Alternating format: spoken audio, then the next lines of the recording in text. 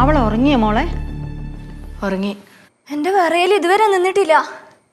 2 വഴക്ക് പറഞ്ഞിട്ട് ഇങ്ങനൊക്കെ ചെയ്യാവോ? എന്തപ്പോ കാട്ടിയോള്? ഇപ്പോഴത്തെ പിള്ളേര് പണ്ടത്തെ പോലെ അല്ല.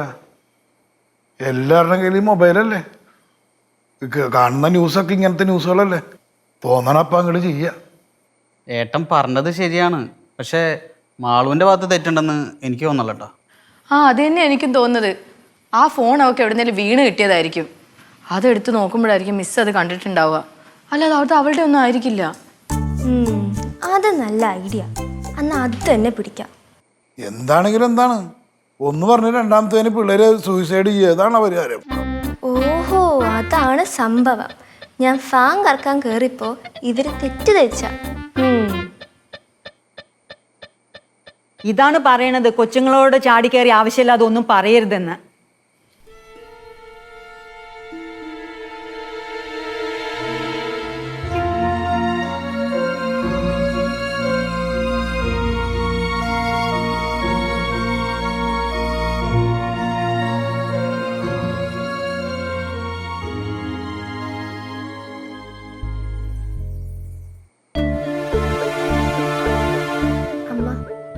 മോൻ ഉറങ്ങിയില്ലേ? സോറി അമ്മ, ആ ഫോൺ എനിക്ക് കളഞ്ഞു കിട്ടിയതാ. അതമ്മ എന്നെ വഴക്ക് പറഞ്ഞോണ്ട് ഞാൻ അറിയാതെ. പോട്ടെ, സാരമില്ല, പോട്ടെ. മക്കളിപ്പോൾ അതൊന്നും ആലോചിക്കണ്ട. കിടന്നു. Good night. Good night. ഉറങ്ങിക്കോ.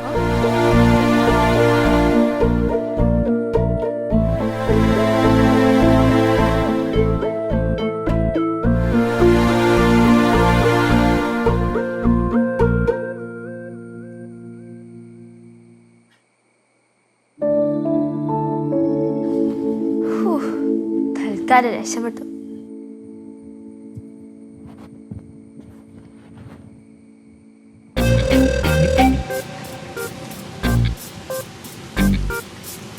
എന്താണൊന്ന് ഭയങ്കര മൂഡ് ഓഫ് ആണല്ലോ.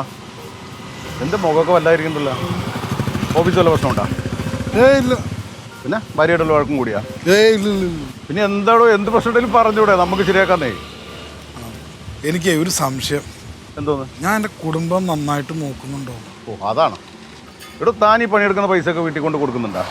പിന്നെ എൻ്റെ ATM കാർഡ് വരെ അവളല്ലേ ചിലവും കാര്യങ്ങളൊക്കെ നോക്കണേ.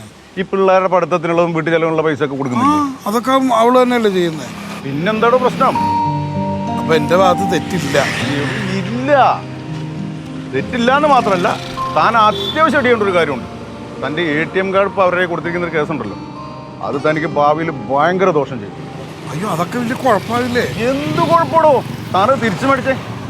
ഇവർക്കൊക്കെ നമ്മൾ അധികം സ്വാതന്ത്ര്യം കൊടുത്താണ്ടല്ല, ഭാവിയിൽ താൻ ഒരുപാട് ദുഃഖിക്കേണ്ടി വരുമോനാ.